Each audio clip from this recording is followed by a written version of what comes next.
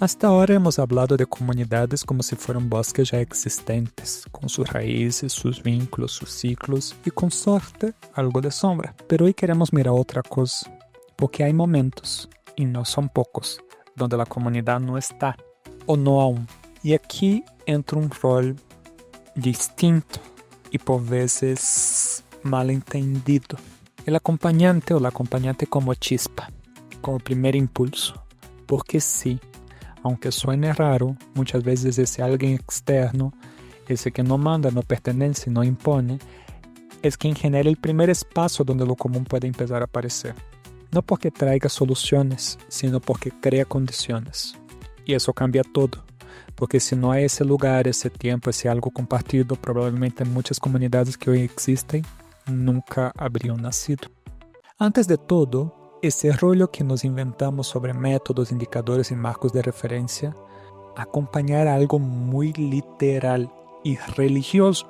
Acompañar significaba estar al lado de alguien, casi siempre en momentos duros, compartir el pan, escuchar más que hablar y si se podía, ayudarle a encontrarse con Dios. ¿Por qué decimos eso?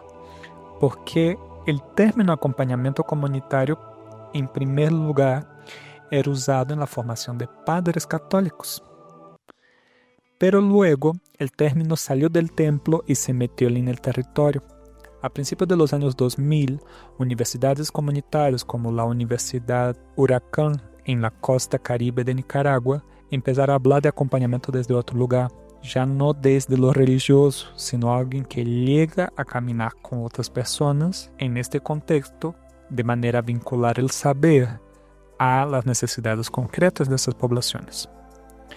Y ahí se encendió algo.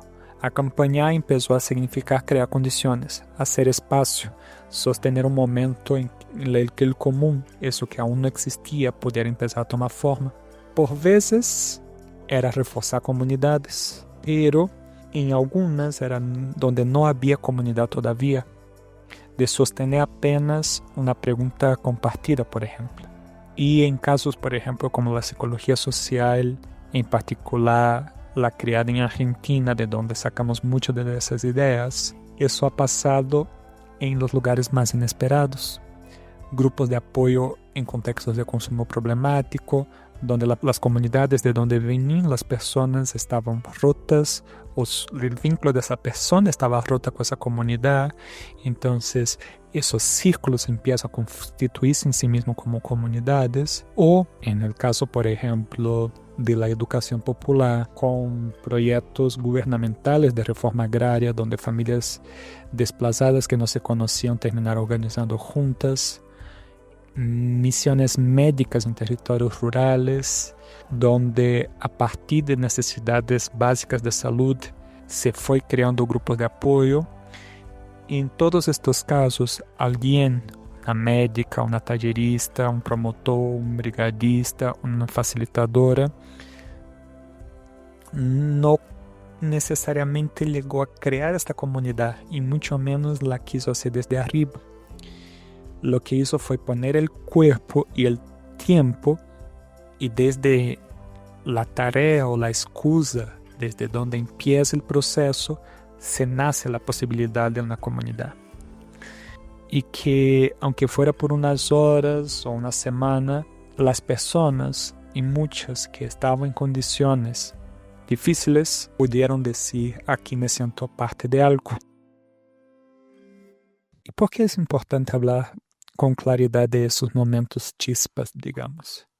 Porque a veces pensamos que el trabajo comunitario es puro diagnóstico, plan de acción y resultados medibles. Pero hay una parte que podría parecer más sencilla, que quizás sea uno de los componentes más radicales de la cuestión. Acompañar es también fabricar vida.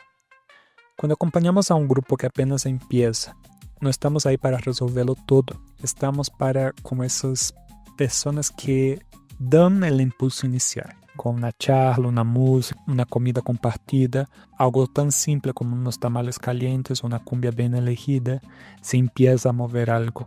La gente ríe, canta, recuerda, se organiza. Porque donde hay placer hay vínculo, y donde hay vínculo hay proyecto. No hay forma de crear comunidad sin crear condiciones para el deseo. Y ese deseo es también ético. Es el deseo de quedarse, de hacer algo con otros y otras, de que la vida valga la pena. Al final del día, más allá de cualquier técnica, diagnóstico o método participativo, hay algo un poquito más transversal o trascendental si quieres. Acompañar es sostener. Así, sin adorno. Sostener el espacio, sostener el silencio, sostener la gana de irse cuando todo parece estancado. ¿Por qué? Sorpresa. Lo que más necesita una comunidad que apenas está naciendo no es alguien que le diga qué hacer, sino alguien que aguante el espacio para que algo pase. Y aquí entra una palabra que no es tan fácil de pronunciar, incluso no sé si lo voy a pronunciar bien, pero que vale la pena aprender. Saksi viene del sánscrito y significa algo así como el testigo. No un testigo pasivo, tipo, yo solo pasaba acá a echar un ojito, sino una presencia atenta. Alguien que está, que no invade, interrumpe, no dirige, pero está. Y muchas veces acompañar es eso. Crear un espacio donde nadie tenía permiso de existir. Un lugar donde la voz quebrada puede hablar, donde el grupo puede tambalear sin derrumbarse. Y tú estás ahí, no para salvar, sino para evitar que el proceso se rompa antes del tiempo. Si estás sosteniendo ese espacio, el espacio que todavía no existe, o que es el espacio para que una comunidad nazca, no puedes formar parte de esta comunidad, o al menos no todavía. No porque seas mejor o peor, ni porque tengas algo especial, sino porque ese lugar, el de que acompaña, requiere cierta distancia. No mucha, pero lo suficiente para no volverse el centro. Incluso, por ejemplo, Moffat decía enloquecer con el grupo sin estar en el grupo. El psicoanálisis tiene un concepto muy útil para esto. Lacan lo llamó sujeto supuesto saber. Es este rol que el grupo o el sujeto, sin que tú lo pidas, te asigna cuando asume que tú sabes algo, que entiendes lo que pasa, que tienes la clave. No es por lo que dices, es por el lugar que ocupas. Por veces, puedes que no tengas ni idea de lo que está pasando, pero la gente sí te cree. Y si no lo reconoces, corre el riesgo de convertirte en alguien necesario para siempre. Y esto es justo lo que no queremos. Porque si tú te vuelves imprescindible, entonces la comunidad no crece, te rodea, te sigue, pero no se sostiene por sí misma. Lo que el grupo proyecta sobre ti no es personal, es parte de cómo se organiza la transferencia. Tú apareces como ese espejo donde el grupo se empieza a ver. Pero cuidado, ese espejo no puede confundir su reflejo con el poder. Por eso también, mientras estás en ese rol, hay cosas que no puedes hacer. No es el momento para relaciones afectivas intensas, ni para buscar pertenencia, ni para probar que encajas. Y es tentador, sobre todo cuando lo que estás se formando es justo la comunidad que a ti también te gustaría tener. Pero si de verdad quieres pertenecer, tienes que primero morir como el supuesto saber. Sí, así como suena. Solo cuando dejas de ser esa figura que todo lo organiza, cuando el grupo ya no te necesita para existir, puedes entrar sin distorsionar.